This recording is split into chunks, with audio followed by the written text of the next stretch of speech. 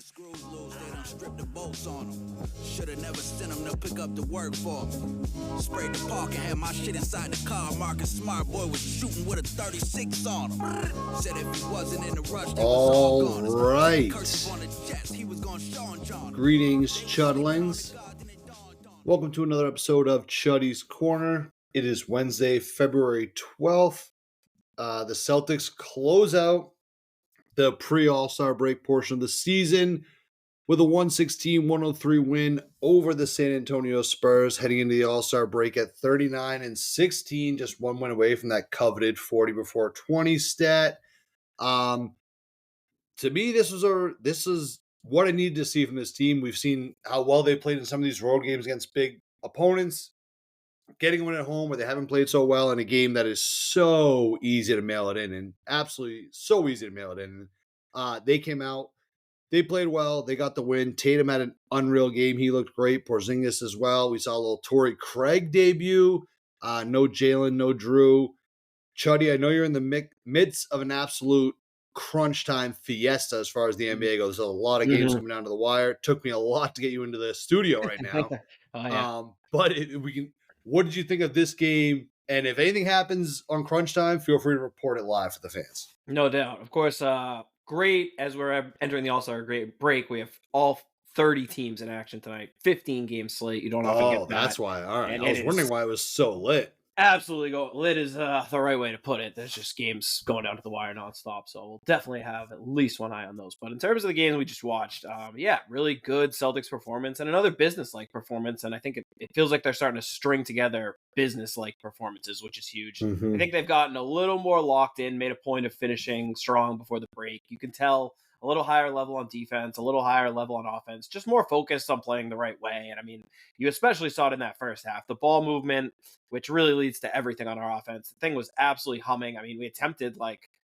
don't know what we finished with, but I think we must have had 25 3-point attempts minutes into the second quarter. I think we had 20 in the first, and we weren't even shooting great, launching. But we were just getting such good looks and just fire, like the pace we were playing with, the spacing we were playing with. And I think that's, very intentional to space Wemby out like that. You could see he didn't want to guard Porzingis.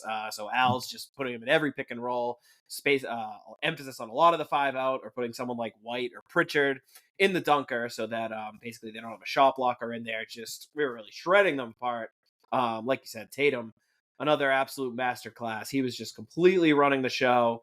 And then the other two starters who were in, Porzingis and White, really played really well. White and Tatum both on triple-double watch, and Porzingis, I think, had one of his highest scoring games of the season. It's extremely efficient. And again, they're just generating a lot of good looks and finding ways to avoid basically going right at Wemby.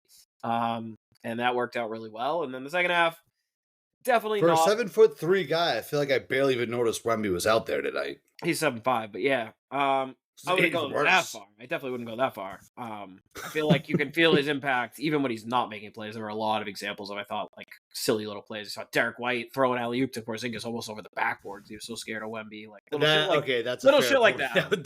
But there's a lot of little subtle things like that, I think, that aren't I feel like when that happened, I was just so frustrated at why that happened. I didn't even think about why that happened. That obviously was Wemby related. That's fair. That's a fair and rebuttal. I think the closer you watch, the more you'll see, again, subtle things like that, where it's, maybe someone would go in hard and instead they're kicking it out, which isn't always the worst thing for us, but it's just the way he impacts the game just by being there is so crazy on a night where, like you said, I don't think he had a great game by any means. He still finished 14 and 11, 2 blocks, and that was a bad game for him where he didn't do much. And I think we did a really good job of being physical on him, obviously playing double big the whole night, and for the most part having 2 stretch bigs in there, so pulling him away from the hoop almost no matter who he guards makes it really tough for him, obviously. Porzingis won the unicorn off. That's all I'm saying. Yeah, I mean, Porzingis is a lot older, a lot bigger and stronger, and he was absolutely lights out tonight, but again, wasn't really Wemby was guarding. I mean, he was guarding him some, but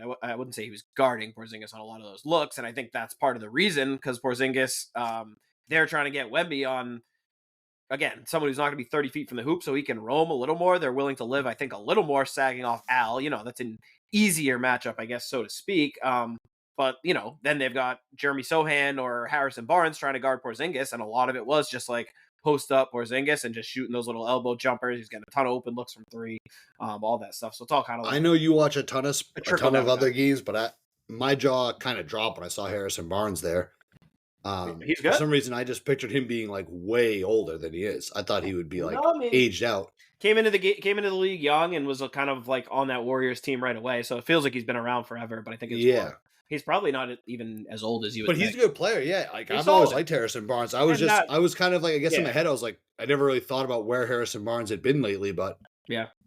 Well, he was on the Kings the last few years. He got traded to the Spurs, which I think was a good get. That's what the Spurs needed, some like just proven veterans who knew how to be professionals. Was he part of the Fox trade? No. They've had him the whole year. They've done other business together.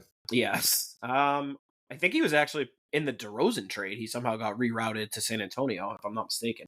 Interesting. But either way, like that's a good get for them, even though obviously it's not like a sexy needle mover. But I think he just solidifies. But he's solid. Yeah, exactly, he's a solid player. He's an NBA champion. Like, So if we can, I mean, so the Celtics obviously played really well tonight. We can talk. We'll talk in the Chuddy Chains about that. But I do feel like the Spurs, when I'm looking at this team, like Wemby, obviously Fox, he's new. They're still meshing. I'll give them, that they're figuring that out. But Harrison Barnes, they have that Castle guy who's like going to be probably rookie of the year, I would say, right? Yep. Contender now, especially with that guy from Philly gone. Like, how is this Spurs team 6 games below 500? It feels like they should be better. And I know that they also have Pop. Their coach isn't there. That's got to be a weird thing too, obviously. Yeah. But I don't know. Like, it feels like this is a team that should be better, record-wise at least. Is it just that the West is that stacked? That's a big part of it. The West is really good. I mean, if you look at all the teams ahead of them, like I think you could reasonably be like, yeah, okay, that makes sense. Yeah, okay, that makes sense. And like you said, they have a lot of good players, but I mean, Celtics fans, we know this. It takes a lot of time to do it. And the guys you're mentioning, they're good players, but Harrison Barnes, like we said, he's past his prime and he's a role player. Stephon Castle's great. He's a rookie. Wemby is probably going to be the best player in the league. It's still only a second year in the league, and you can see how much growth he still has as a player. So these guys are still figuring out. They're still learning how to win. They've gotten a lot better just by getting guys like Chris Paul and Harrison Barnes in there, and another year with, Vassell's another good player. I like Sohan. I like a lot of their players, but it was kind of sticking out to me as I was watching the game. Like now, I guess it was different now that they have Fox, but if you take away Fox, like the team they essentially have had that has got the record, I would say they might not have like one single player who's in their prime right now. Everyone's either not there yet or past it. Or past it, yeah. Exactly. So it's a good collection. I was just thinking that as you were saying, literally as you were saying that, I was thinking in my head, Fox feels like the only guy that's like a regular aged NBA player. They're either really old or really young. Exactly. And I think this was only their 4th or 5th game with Fox. So keep in mind that record you're saying is essentially all pre-Fox, and even you can tell tonight that he wasn't really like truly integrated. So I think hopefully All-Star break will give them a nice chance maybe to work on some stuff. Actually, they probably haven't practiced together, honestly. So considering they're trying to learn out on the fly, but those other guys, I mean, you can even see still Wemby's like a little overtasked. A lot of the stuff he's doing, you're like, it's cool that he can do this, but he probably shouldn't be doing this on a winning team, if you know what I mean. But they really just like don't have better options. Like I said, all those guys are good, but the version of this team that gets really good is probably at least a couple years away, and at least probably one more really good player away. Which is the crazy part about the Fox deal is they kept all of their best assets. Like they didn't trade any of their young players or draft picks, so they can package, Vassell, Sohan, Keldon Johnson. Like that's a great package of young players, and they have unreal draft picks. Probably one of the second or third most draft picks out of anyone. And some of those they got the unprotected Hawks pick 3 years in a row, which is crazy. Obviously their own pick this year. That's the other thing too, with their own pick. And when you look at the landscape in the West, like obviously I think Wemby's good enough, and you got Fox, you want to try to win, you want to try to make the playoffs. But at the same time, like adding one more lottery they can buy some time, not the worst thing in the world. And crazier things have happened. What if they win the lottery, go get Cooper Flagg? Suddenly it's like, holy shit, we don't even have to go get another star now. It could happen. Keep in mind, it's not just their pick, it's the Hawks pick. If the Hawks keep sinking, that could be 2 lottery picks for the Spurs, which is crazy to think. Like their build. We'll fire up the tank. On real quick. Hold on, I'm gonna do a quick sim. Spurs got the 10th pick of that sim. All right, but either way, keep going. That's good. Fair enough. But anyway, again, I just think they're so ahead of schedule, and even as impressive as Wemby is, and the fact that he's already that good is like, we've just been through this for years of how it takes these guys time. As good as Tatum was right away, he's still like arguably not in his prime, and that's 8 years, 9 seasons into the NBA. that's historically the way it goes for all these guys. That you got to take your lumps. You got to learn how to win. I mean, last year, this was like one of the bottom teams. I mean, they got the 4th pick. Again, they were one of the worst teams in the league. And you're seeing, like, it's hard. Look at the teams ahead of them. They have really good players and proven veterans. I didn't really mean that they'd be, like, competing for, like, a championship right away, but it does, I mean, I don't know. Look at the teams ahead of them. Which team ahead of them do you think, like, they should definitely be ahead of? So after you said that, I did pull up, and it's Suns, Warriors, Kings, Mavs, Timberwolves, Clippers, Rockets, Lakers, Nuggets, Grizzlies, Thunder. It's just kind of like, all right, murderer's row. It's actually pretty fucking stacked. Like, they're in the mix, and I think they were hoping if Fox gels, they make a push, sneak into the play-in, and then anything can happen. Like, if they're gelling, and it's so jumbled up. I mean, look at what it probably 5 through 12 in the West is within, like, 5 games or so too. So you rip off a hot month in the second half with Fox and Wemby finally start clicking, and suddenly you could be like the 6th seed, no problem. So there's 6 games back from the 6th seed. So, not insurmountable. Other than that, it is close. Yeah, it's not insurmountable at all. But yeah, it's just, I think the West every night they're playing a tough stacked team, and they are good enough that they compete with every team, but they don't have the guns. And I mean, especially you look without Fox, like, they don't really have guys who generate offense. I like Castle a lot. He's a really good defensive player. He's a rookie. It's not like he can run a successful offense for a winning team in the NBA. That'd be a crazy ass.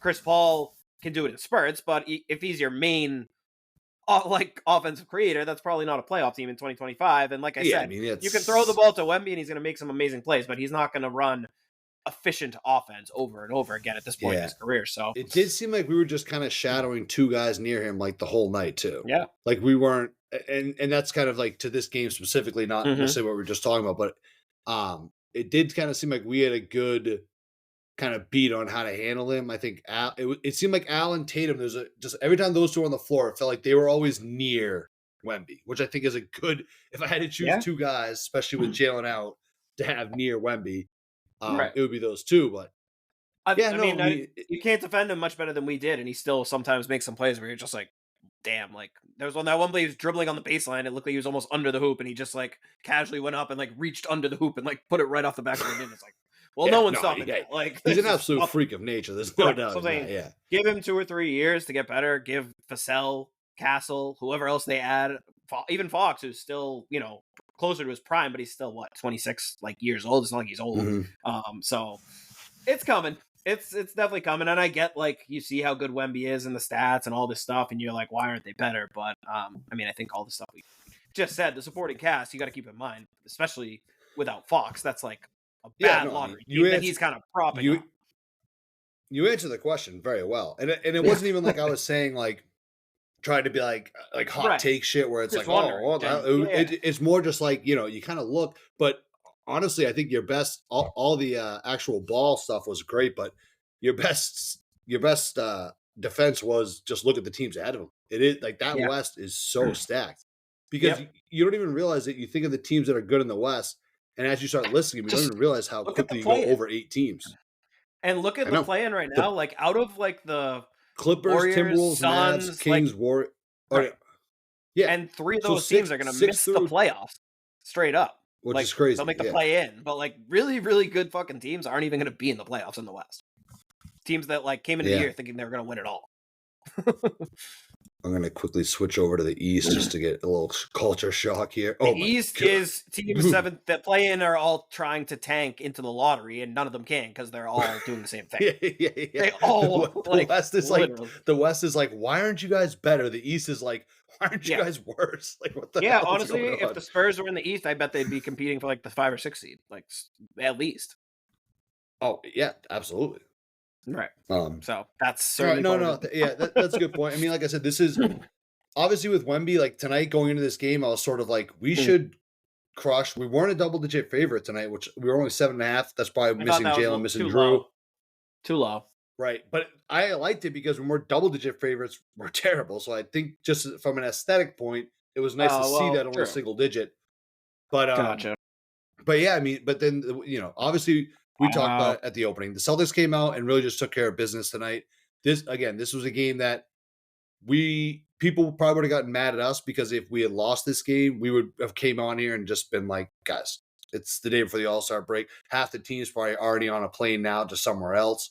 But with very losable game. I'd say on the other end of that coin is that you got to give them a little bit of credit. Like they came out and they beat a team they should beat pretty soundly at home, which I wouldn't say we're struggling at home, but we aren't as good at home as we are on the road. The team has sort of acknowledged the fact that they have to play better at home. So hopefully this is and they have a ton of home games coming up. We mentioned on the last show, I think they have like 20 home games, and like 2 road games over the next like month and a half. So they have to get better at home. So this was, going into the All-Star break, it's about as good as you could hope to have.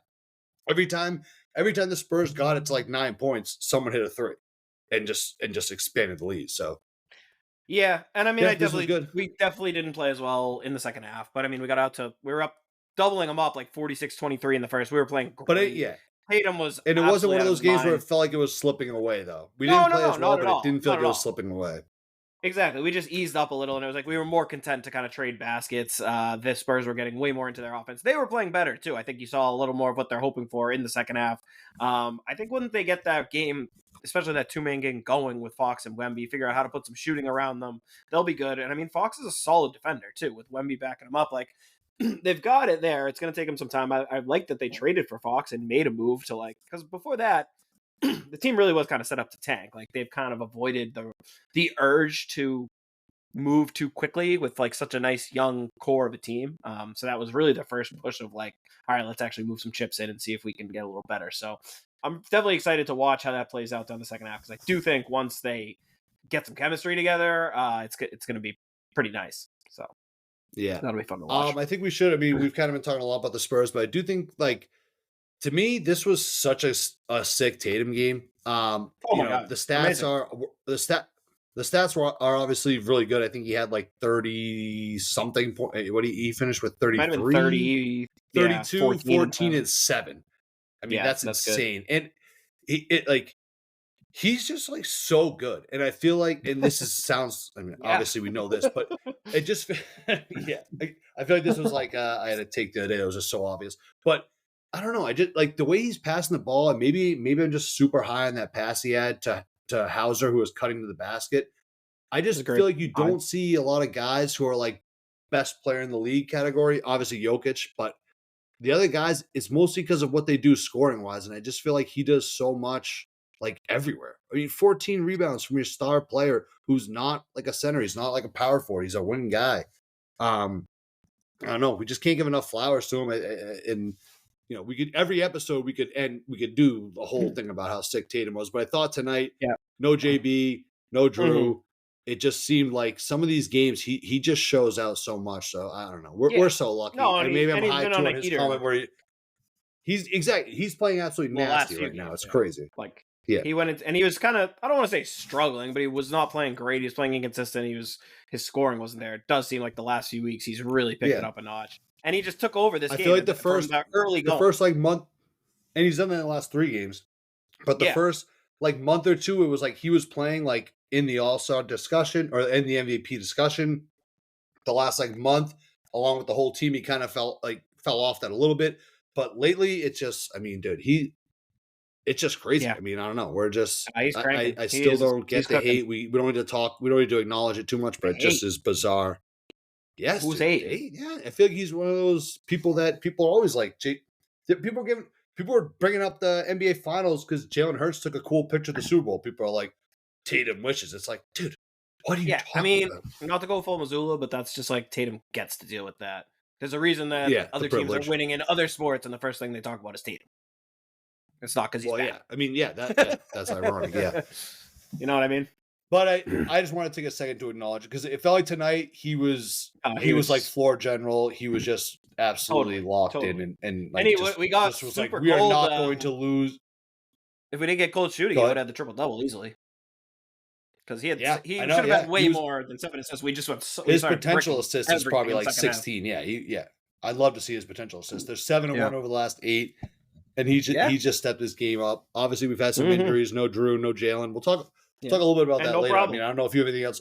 I don't know if you have anything else in this game. I kind of want to talk a little bit about Jaylen, the knee thing. But do you have anything else from this game? So we kind of glossed over it a little, but it just occurred to me again tonight that like they haven't had Pop the whole year, and we didn't really ever get an update. It was kind of just like, he should be back soon, and it's just like shit. The season. Well, they said he had a stroke, right?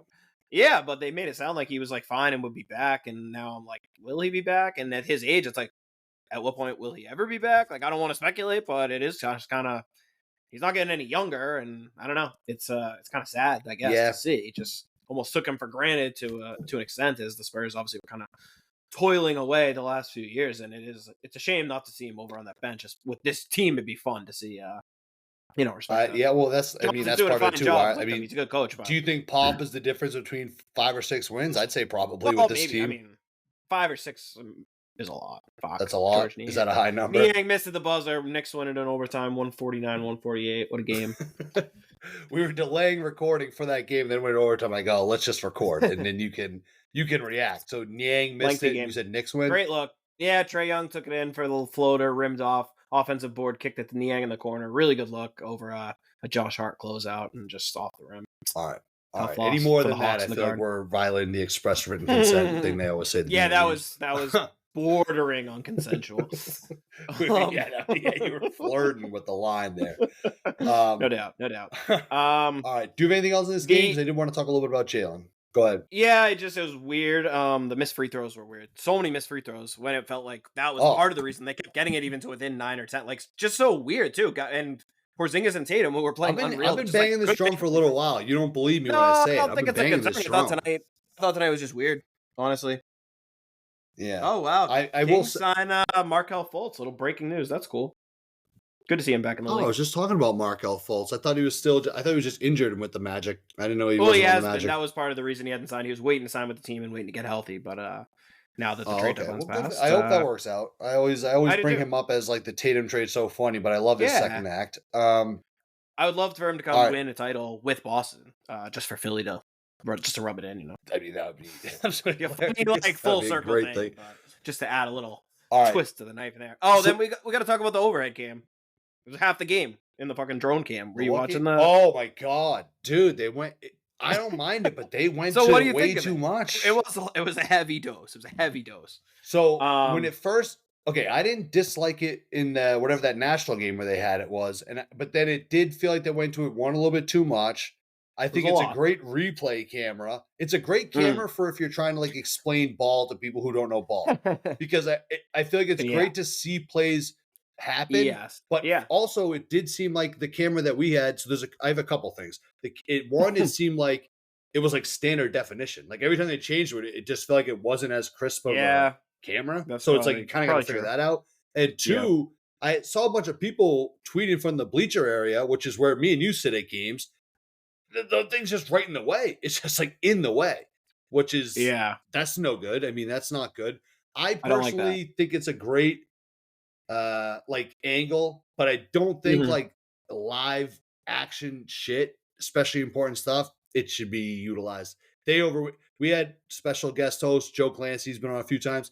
He tweeted us like, "Oh, I kind of like this." 2 minutes later, he's like, "All right, they're going to the well way too much with this," and I that's kind of how I feel.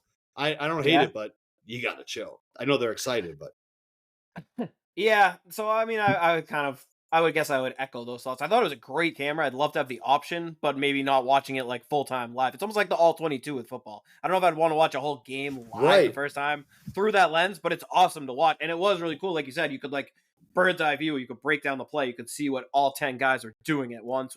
Way better. But then in terms of the actual play, it wasn't the best view. He'd drive, be like, did he get fouled? Like, I have no idea. It's like you said, kind of like when you're sitting in like the balcony. It's awesome. So it's like there's pros and cons, but I would almost rather there's like an alternate option versus being the main camera that they use for like half the game. Or just use it. Or just use it literally. I'm glad they were showing. Like that should just be where Scal can absolutely cook from like the color guy. Be like, this is the play that just happened. Like, this is how it happened.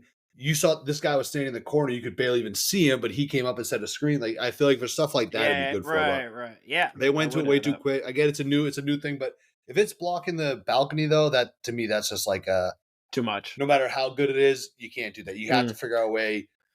Because I thought that it was like a drone, like a free flying drone, but the videos I saw, it's more like the thing they have at the NFL that flies like over on the cord, sky cam. So to me, that you can't have that. You just can't have that. Yeah. So unless that's going to make the cost of balcony seats on that side way cheaper, that'd be chill. Was that just an ESPN thing? Because the game was on ESPN. They had it, or do you know? No. You weren't watching the regional. No. It was on the regional, but did they just have that? It was camera? on the regional. Like, why did they? No, I know, but did they have it because it was also on ESPN? Did they just have the camera and they were like, well, we want to use that and too? they were able to tap into it. Well, I don't know. They never, I guess if it's that, then who ones. cares? Yeah, I don't know if that is point. why. I'm just wondering why tonight, like, because I feel like we've never seen we'll that on the RSN. The next game, yeah. Tonight they're using the game, so maybe they were just like ESPN's here with their cool cameras, thing. So we'll use it a bunch because we're not going to be able to again. I don't know. Yeah, that might be, honestly, if that's it, then I respect them for being like, we're going to empty the clip and use it a shitload, but because we'll never get to do it again. But I said, I like it, but they went into it way too much for national broadcast. But I'd love to be able to during the game. I'd love to be able to wake up tomorrow and watch the entire game again through that lens. Exactly, I agree with that. Right. Exactly, replays and stuff like that. I think it'd be great. Yeah. All right, I do want to talk a little bit about Jaylen. He missed the last 2 games. We'll talk. I think he's great. I love him. But he's missed the last 2 games. Knee swelling. Is he going to play in the All-Star game? And if he is, I think it's a little like... But let me also preface this by saying, I think the knee swelling was just like, I'm going to be on the Tonight Show in New York. Yeah. I'm taking which people can complain about that. I think that's a stupid whatever. But if he actually has knee swelling, I don't think he should play in the All-Star game. And I think this is not the first time we've had this with Jaylen, where he has an injury and is in the All-Star game and he plays. And I don't want to be the talk radio guy because I can already hear like talk radio being like flipping out about it. But it does seem to me just a little bit strange. Like, you didn't play, like, so you just shouldn't play in the All-Star game too.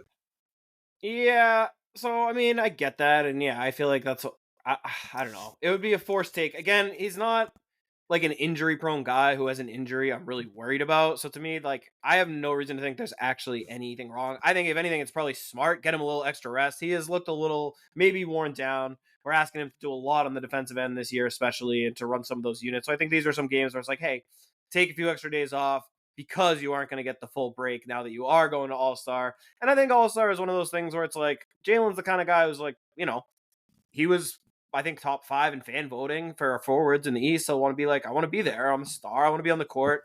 He can go jog around for 30 seconds. I'm not worried about it. Again, this isn't like a Porzingis situation. Right, exactly. I'm not trying to make a mountain out of this. So like Embiid if Embiid were to play in the All-Star game, I'd be like, oh my God. I'm more just trying. Well, yeah, I mean, that'd be absolutely ludicrous. But I'm more just I know it's probably going to become a story if he plays. If he like the thing is, if he plays in the All-Star game and then his first 2 or 3 games back, he doesn't play well, or he ends up missing a game, it's going to be a thing. But I kind of want to preemptively strike and be like, look, I think that's think that I think it's not a great look, but I'm not worried injury-wise long-term.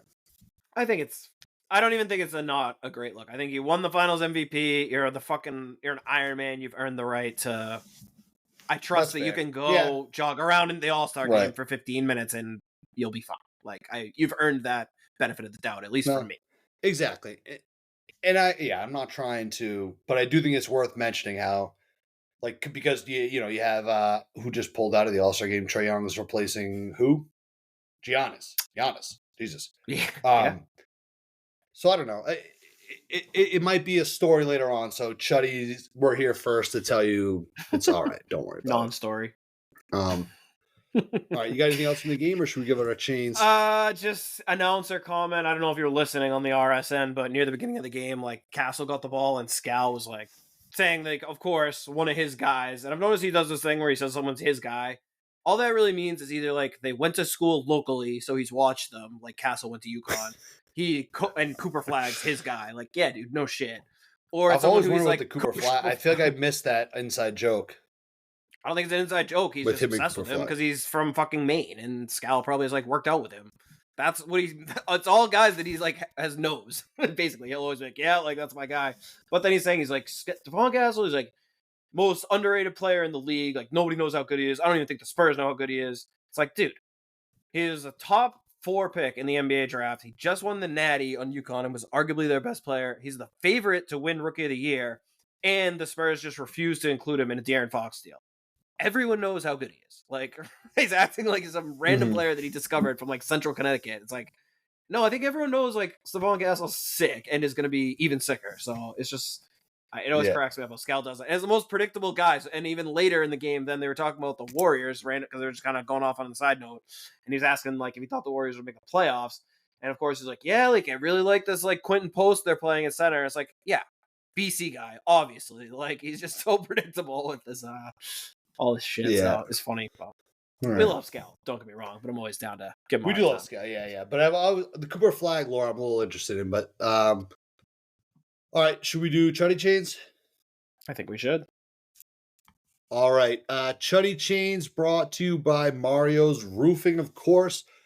Mario's Roofing, Mario's Siding, Mario's Windows, Mario's. Just call Mario's. Did you know 1/3 of all landfill waste was due to construction? Shame on you, construction.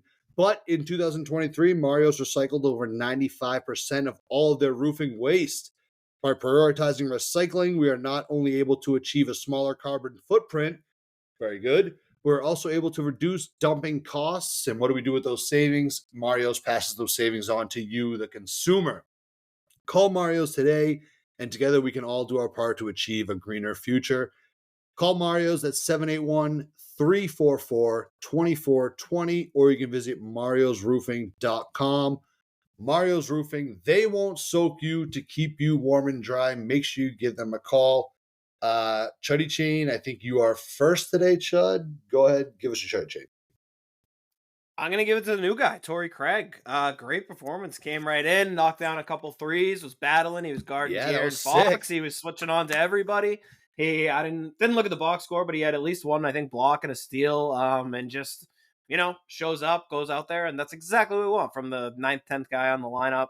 He's got good length, good size, pause, but can cover basically anyone. I mean, he wasn't, maybe not Wemby, but almost anyone he can switch on to. Very solid defensive player.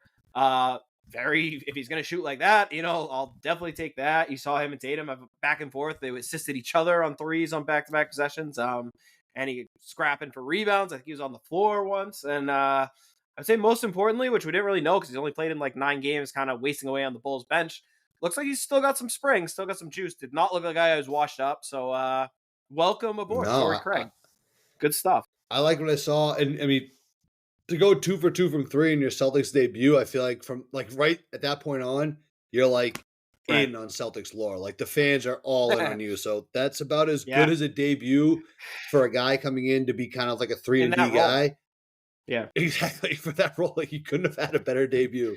Just hitting like 2 solid threes, well within the game. Crushed everyone. Like in life, from him to go to just like the Bulls, such just like a going through the motions team, almost wasting away in purgatory. Yeah. Then suddenly, like you're in the Garden, they're going crazy. You're fucking 39-16 on the defending champs. Jayson Tatum's firing you a pass in the corner. It's like, oh my god. So you'd think even just that would like energize a player. This is probably like a kind of last stop corral for him too. He's been in a few teams over the last 8 seasons. So for him, I mean, I think it's gonna be pretty good. I saw him. He was at shoot around today. I saw him kind of like interacting with Deuce, which I do always feel like with like pro players, it must be a little bit weird how you have like the one guy in the team whose kid is there. Obviously Tatum is like the guy, so it's different. But I think Al's kids are around all the time. Derrick's kids are around. I feel like Al's kids are more like working there. Like they'll be the ball boy, the Deuce doesn't. Guy.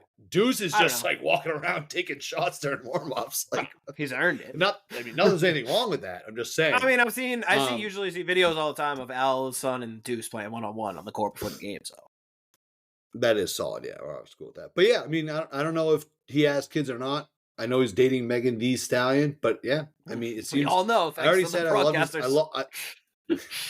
I love his outfits on the bench, and he looked great on the court today. So everything I need. And then afterwards too, he had the sunglasses on. I like it. I think he brings a little edge to the team. I think he's a nice edge bench guy. Yeah, whatever. And I think it's also always good to get that juice in the locker room on a team where everyone's defending, and it's like it's good to get that one guy who's still hungry for like, well, I haven't won one yet, And obviously we have like Shireman and whatever, but for the most part, it's like everyone did win. So it's like that hunger is a little different when you got a new guy, and it's like, well, we got to get Torrey one.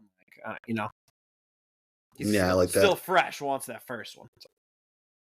All right. Jesus, I can't believe how long we've been talking about this game. All right. Great game. I'm gonna go. It was a good game. Yeah, it was a good game. I'm gonna go ahead and give my Chuddy Chain, I think, to Tatum. This is one of those nights I feel like the star kind of deserves it. No Definitely. JB out there. He had 32 points, 14 rebounds, 7 assists. We already mentioned if a few shots go down, he probably hits the triple double there. Again, I don't want to repeat everything I said about him before, but it's just like you have a superstar player that is just willing to do so much for the team and like not be stressed about it, not be worried about it. He recently had the comments too where he said like, I'm a Celtics fan now, which is like, I hope so, obviously. But it's nice to hear, like, because again, he has no connection to Boston, but now it's like, provide the context in those comments. I feel like without weren't they saying something about it was something with like the Luka trade, like going to Lakers, like exactly. They asked him about how he felt about Luka and the Lakers. Let's just say he's a Celtics fan. Around the NBA anyway, because I thought it was a sick comment, but they were like pressuring him to talk about the Lakers, and they asked to follow up again after he clearly didn't want to talk about it, and then he's like, well, I'm not really a kid anymore, so I don't really watch the Lakers. Like, I'm a Celtics fan. He was kind of just like, all right, good stuff. I love that. Why the fuck are you asking me? But I'm not a little kid rooting for the Lakers anymore. Fuck you. Fucking dickhead. Yeah. Well, even better. So he doesn't try to change even more now. Exactly. He's telling the national media to fuck off about the Lakers even more so. But I thought tonight was just a very... Well, let me finish my Chuddy Chain here. I feel for a game tonight where we're obviously down JB, down Drew, I think to come in that day before the All-Star break where he's not really even getting a break. No. Came in and just fucking balled his ass off. I love that. He also hates breaks, so he could have had a break for the record, and he just insists on not taking a break. We should point out. He's not. Yeah. No, well, which is awesome. Which is another reason. Again, more Chuddy Chain. Yeah, more of a Chuddy Chain. No, it's a good thing. I'm just saying I don't think he wants a break. All right, but let's get the into other thing I was going to say. About Tatum. I just wanted to add too because it's perfect encapsulation of who Tatum is, why he's so good. After today's game, they asked him just one of those generic questions, talk about how you feel or whatever, and he was just said he's like, it's all about just making the right play no matter what, even if it's boring. And he's like, sometimes I shoot 5 times in a row, sometimes I pass 5 times in a row, but he's like, you have to just be okay making the right play and the right read every time and not getting bored with it. And that really is all it is, which we've talked about a million times.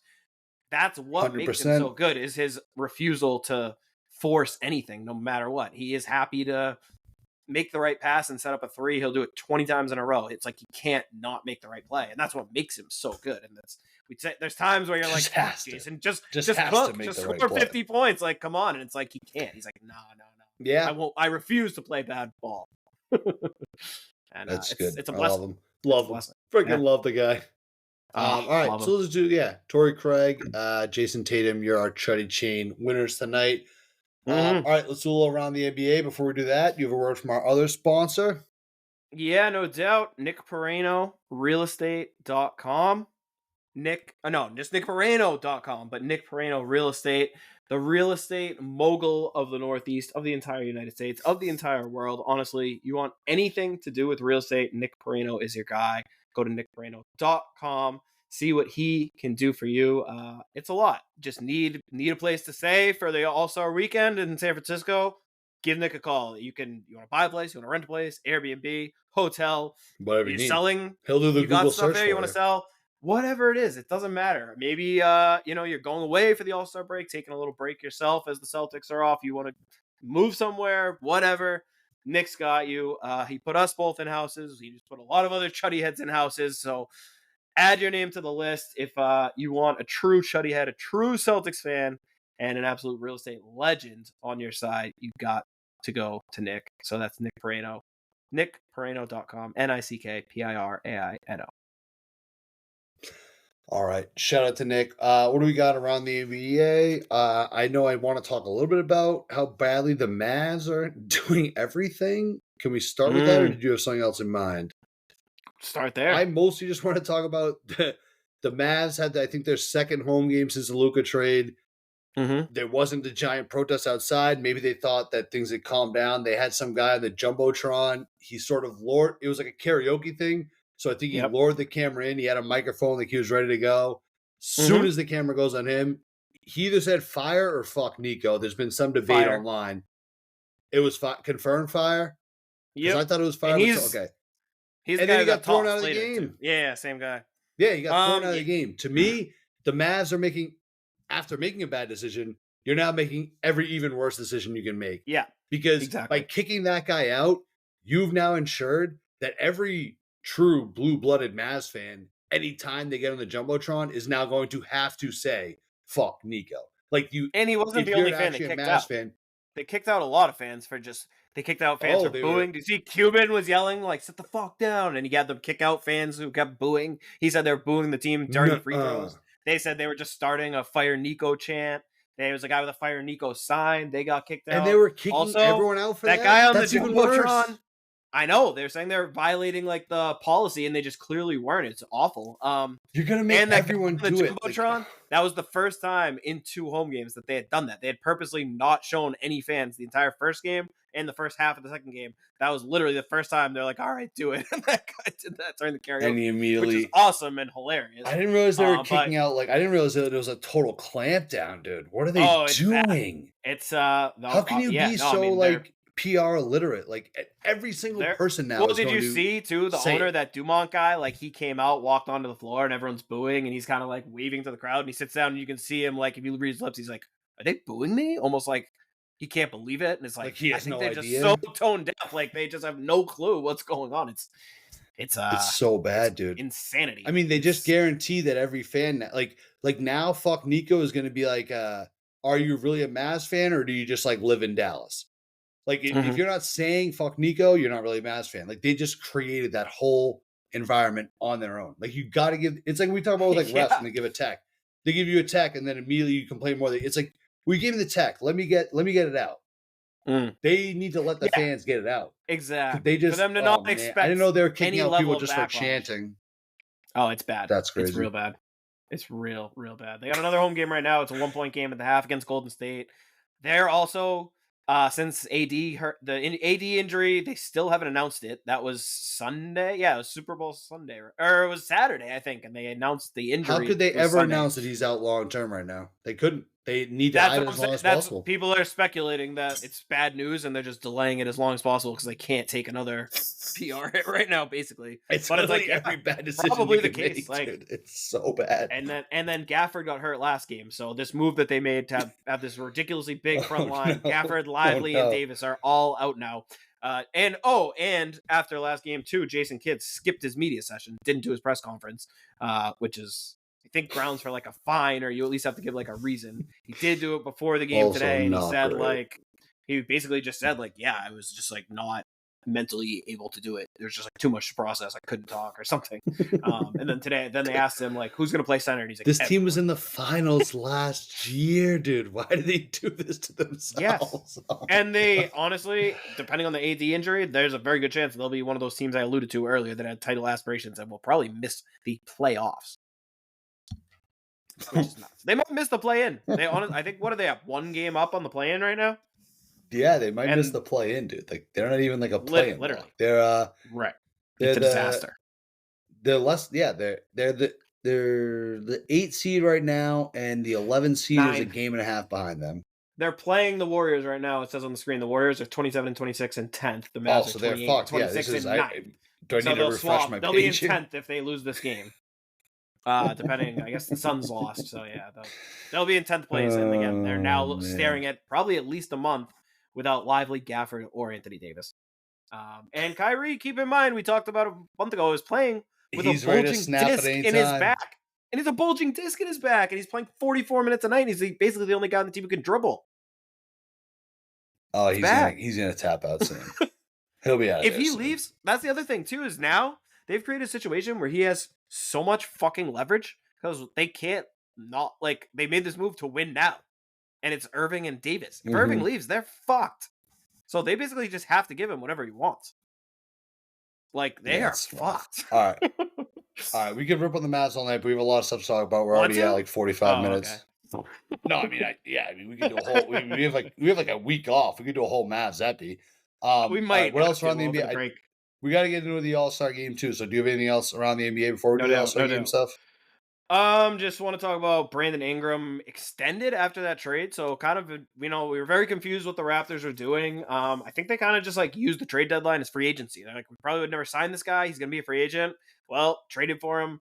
3 years, 3 years, 160, I think it is, right? 40 million a year, which I don't love, but again, it's the only way to get this guy in there. It's a weird roster. I don't really know what they're doing. I respect the swing, but the amount of money they have tied up now in Scotty Barnes, Brandon Ingram, Emmanuel Quickly, RJ Barrett, and Jakob Poeltl. They're like they're almost just at the so luxury tied tax. up in guys that it's just like they could be a Are one, any of but I them don't know. good? I'm glad they're not by one. Yeah. I think they're probably a bunch of 2s and 3s will ultimately be their problem. But again, they can win the draft lottery and everything changes. Or now they've got the guy, so everyone kind of makes fun of the move. But then it's like you're gonna probably look up next year and be like, oh, they actually have a pretty good, talented roster. So we'll see. Again, I respect it. And you made that trade, you have to sign him. Like once you make the deal. So people are kind of ripping on the deal. Yeah. It's like I feel like that was factored into the trade. Done. Like, but they obviously wouldn't probably do the trade if there wasn't already unless they knew there was something. Yeah, a wink and a nod, so to speak.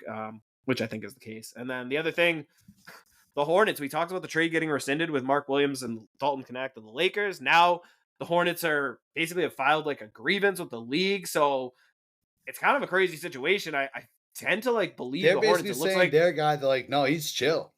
Take him. Yeah, he's chill. Take him. Well, right, which is weird. Well, doesn't that make it worse for them if he goes back there? Yeah, that's the thing. They're like basically alienating. They're basically risking ruining the situation over like the principle. But I think it's for the principle of like, hey, they knew all this shit, agreed to the trade, waited on it a few days, and I think we decided like, fuck, do we actually want to do that?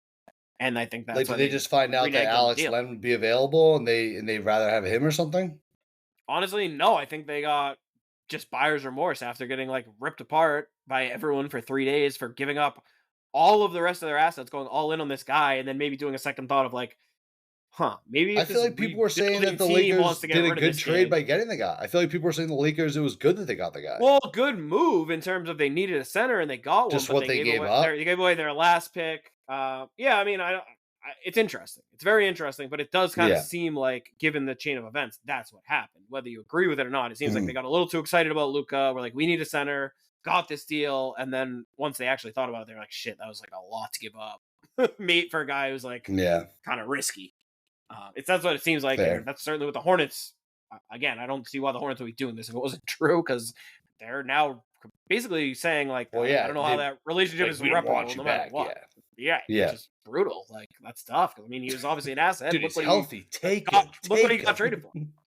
Yeah. Well, I mean, I was curious to see if he was going to play tonight. He didn't, but I would have loved for them to be like, Mark, you got to play. Just to, like, prove a point. Like, come on, play tonight. Need you out there, bud. Yeah, weird situation gets weirder. And I did see Jackson Hayes left tonight's game with a face injury for the Lakers, who are now down 18 points to the Jazz in the fourth quarter. So that's going well. They have no centers. No centers to speak of. So that's fun. And then this is an omission on my part. I should have brought this up last time, but shout out to one of the true GOATs, Hubie Brown, who called his last game on Super Bowl Sunday. Unfortunately for him, had to call that debacle of a 76ers game, as I don't know why they sent him off with that turd of a game. But they probably figured it'd be Embiid versus Giannis when they scheduled it. But either way, just a crazy life, a basketball fucking legend. 91 years old and still sounds way less senile than most of the announcers that are on there, way younger. Like, think about doing anything at 91 years old. Right, and he's like breaking down the game in real time is absolutely outrageous. I thought it was great to watch.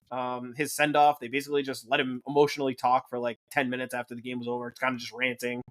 He's been through some tough shit. He's at 91. His wife just died, I think, a year ago, and then his son and daughter both died too. So he's now the only one left. Jesus. He's talked about how lonely he is and that shit, which I think is probably why he kept announcing for so long, because it just was like keeping him going. I didn't know you can tell he's still super sharp. He's been in the league forever, 60 years in the league. He coached in the league, obviously, for many years. I saw a stat that something that like announced 80% of the players who have ever played in the NBA, ever. That's what I was just going to say. Again, that's crazy. He's a lifer. He's been doing it for that long, since like almost the NBA started. He's crazy.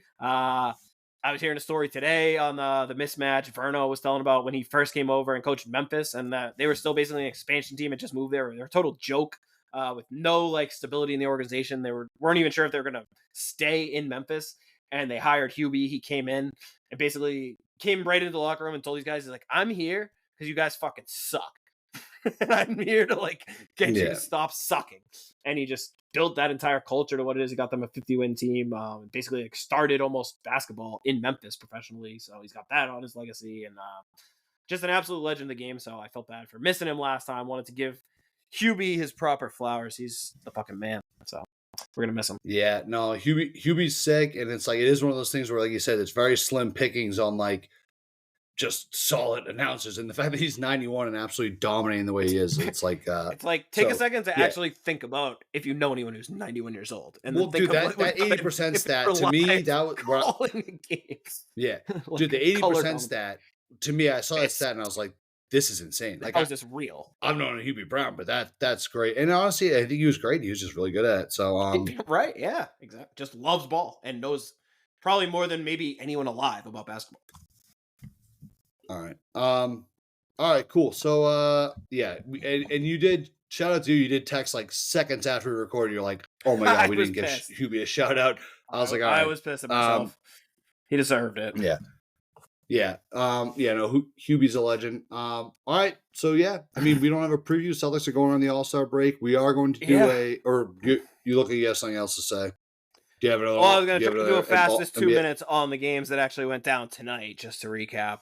Okay. Weirdness going do into it the only All-Star because you break. were like, you were going nuts at crunch time. It was an amazing slate. It was an amazing slate. I'll give you like 30 seconds or less on every game. So, Cavs absolutely destroyed the Raptors. They go in looking hot again. Nothing to talk about there. The Magic finally got a win. They're one of those teams down in the playoffs. They've completely fallen apart. Seems like Jalen Suggs is the missing piece. Franz and Paolo have coming back, and they've just cratered. They can't score. They finally got a win over the Hornets, but they've fallen to like 9th in the East. Pacers had to go to overtime, barely beat the Wizards. Pacers have been shooting up the Wizards. The post-deadline Wizards, I think, actually are not as bad, and they're going to try to Did not Marcus have the worst Smart record play? of all time. No. The Sixers lost to the Nets. The Nets, I believe, are now past or tied with the Sixers in the standings. Literally, the Nets are kind of hot. The Sixers are complete free fall. No Maxey, no Embiid tonight. So, obviously Paul George is going to step it up. He did his best in the loss, 36 minutes, 2 points on 1 of 7 shooting, 0 of 5 from 3.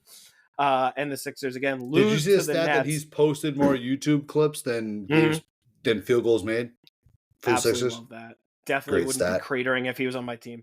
So, yes, now, again, the Sixers and the Nets are tied in the standings at 20 and 34 going into the All-Star break. If Embiid doesn't get that fucking surgery tomorrow, what are you doing? Knicks-Hawks, one of the games of the year. We obviously mentioned it live. 149-148. Knicks hold on in overtime. Trae Young in the Garden. He's usually must-see TV. He's a beast, yeah. Towns went for 44 and 10. I think Brunson had 36, and then Trae had 38 and 19 assists. Crazy game, just as good as it sounds. Go back and catch the highlights if you haven't. The Timberwolves, disastrous loss at home to the Bucks with no Dame and no Giannis. Brutal loss. They kind of just no-showed. Tried to come back. It came up futile. Bad loss for the Timberwolves. They got to figure some things out. They've been playing good ball lately, but this is a bad loss. Thunder, if you just look at the box score, 115-101 over the Heat, you're thinking, yeah, whatever, casual, no big deal. The Thunder got down by 29 points, and they won the fourth quarter of this game 32-8, including a 24-0 run. That defense to is start scary, the quarter. dude. They can turn the faucet off, that team. That's scary. I mean, we saw them do it to us in the second half. Not to that extent, but it's no fluke. It's no fluke for sure. Zion played, but the Kings got another win, settling into this team now post life after De'Aaron Fox, mixing in Zach LaVine. They've been running some double big with Valanciunas and Sabonis, which is just absolutely hilarious. They already suck at defense, so it's like, hey, at least we know we'll get every single rebound ever. It's just fun to watch. I like when teams do weird shit and like they have nothing to lose. Like I said, they're so bad at defense. Why not try it? And it's kind of working. Got another win. They're hanging tough in that playoff mix in the West. The Pistons last night, I think I sent it to you. They played the Bulls 2 nights in a row. Last night they were winning at halftime. Do you know what the score was of this game? Did you see it? Didn't the Bulls have like 27 points or something? 71-29 was the score at halftime. The Pistons. I mean, it's enough said. They played again tonight. It was much more competitive, but the Pistons won again, 128-110. Pistons, shout out, maybe the story of the year at the All-Star break. Looking like a playoff team, not even play-in, a playoff Two little team. guys. Cade had an unreal switch hand in midair dunk, too. He was going up at the right. He was going to get blocked. He switched to his left hand and threw it down. It was sick. Maybe the highlight of the night. That was really cool. They got Cade. And the Rockets, who have been struggling a lot, can't really generate good offense without Fred VanVleet, but they got a big win tonight against the Suns going into the All-Star break. Another triple-double for my man, Amen Thompson. He was great. The Suns, oh boy, man. We could do a whole episode just talking about these underachieving, aging teams in the West, because the Suns are now 26 and 29, and they, as of right now, are also out of the play-in. So crazy, crazy shit. And we still got some good games going on right now. Looks like Denver's about to pick up their 8th straight win. They are humming quietly. Could be that 2 seed very quickly. Already mentioned Dallas, Golden State. Nobody needs to win more than the Mavericks. They're up 12 right now. Kyrie Irving putting on a show against the New Look Warriors with Steph and Jimmy. I will be tuning into the second half of this one momentarily. And then game number 2 for the Luka LeBron. Lakers not going so great. They're getting stomped right now by the Jazz. And I think they've called off the dogs because I'm seeing Markieff Morris, Bronny James, Alex Len, and others on my screen. Right. That's how you know they're going to try to regroup over the All-Star break. Big night and then for you, Chud. The Grizzlies Clippers just tipped off. That should be a hell of a game for the night. So just tipped off 11:15. It just tipped it off. Good lord. The second quarter just started. So not literally. Okay. Just tipped all right. So it's the night cap. All right. Compared to the other, every other game's in the second half. So Chud locked in. Whew. I was talking to someone tonight that was asking about the pod. They're like, so can you name like every starting lineup in the whole NBA? I'm like, I can't, but Chuddy can. Oh, Chuddy can, believe me. No doubt. So there it is. Yeah, locked in and around the NBA. I did just see 2 little breaking news. Breaking news. Sox signed Bregman, 3 years. Yeah, I was going to mention that. Love that. 2 opt-outs. We don't need to get into a whole Sox talk, but yeah, it sounds. Just get someone. No, this is what I want to see. Just go sign someone. He's a guy you like. He's a good player. Just go fucking sign him. And they did it. So I'm like, okay, I promised you and I have a mutual, I would say Red Sox fan is the wrong word. I think he works for the team potentially. He's so biased towards their moves where I think you and I are more willing to hold the team accountable sometimes. Right. We're both obviously fans. Love the Red Sox. I'll go in and shake his hand. Go get a guy. Yeah, this is all I wanted to see. I told him if you go sign Bregman and quit dicking around because he's there for the taking, go get him, see what we got, and I will at least lay off. Also, a little weird that no one else signed him. Makes me think maybe we shouldn't have. Yeah, well, no, I'm not playing that. That's what you would say if we didn't sign him. We're not doing. Yeah, exactly. We're not doing Sox talk. All right, it's the All-Star break. Everyone enjoy your free time. This Pitchers is not and catchers. a total break this week. This is not Jesus Christ. This is not a total break for Chuddy's Corner. We are going to do a little All-Star game preview. That'll come out Saturday, so make sure you keep an eye out for that. Subscribe to the show to get updates on whenever a new episode drops. Subscribe to us on our YouTube page too. Catch video episodes of every episode. And follow us on Twitter too. We at Chuddy's Corner. He's at King Chuddy. I'm at Doug_outs. Shout out to the sponsors, Mario's Roofing and Nick Perino Real Estate. Love you guys both to death. What's that? Fuck Bowser. Yeah, fuck Bowser. I don't know. That went over my head. Anyway, we will see everyone back here. Oh, all right, Team Mario. All right, fair enough. Yeah, fuck Bowser. All right, we'll see everyone back here Saturday day for a little All-Star game preview. That'll be a little quick episode. So if you just want to do something, if you're in the yard doing some yard work, you need to know what's going on in the All-Star game. You don't understand the new format. We don't want to half-ass it. Make sure you listen to that episode. It'll be a good little episode for you. And we'll see everyone back here then. Go Celtics. They just won 7 of the last 8. Everything looking good. Take care. Peace out, Chuddy heads.